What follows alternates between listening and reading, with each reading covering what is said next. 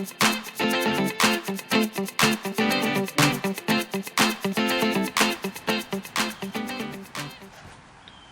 everybody, it's me, Peppy. It's been a little while since I've done a video, and I thought I'd bring you up to speed on Moringa.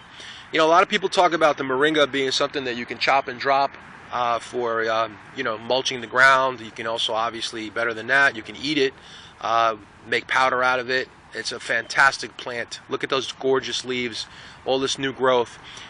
This was a tree, and I want to speak here about the durability of this plant. This is a very tough plant. A lot of people think that it's, easy to kill, and it really is not easy to kill unless you do some dumb things.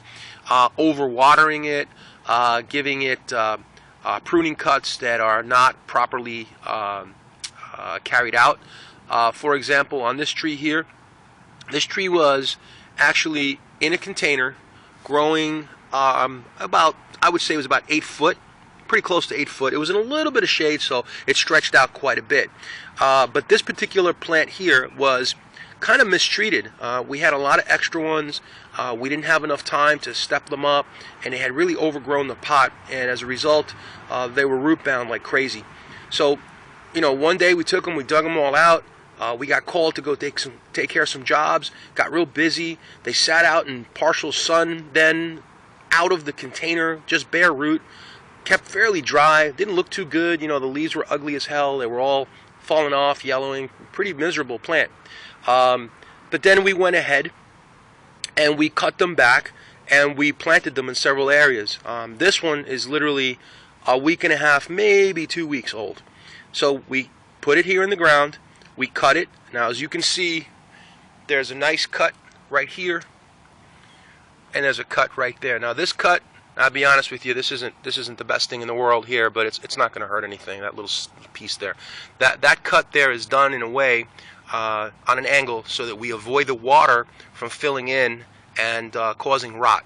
And then this cut over here is also a nice cut on the side without doing damage to it. Let it dry out and then it grows back.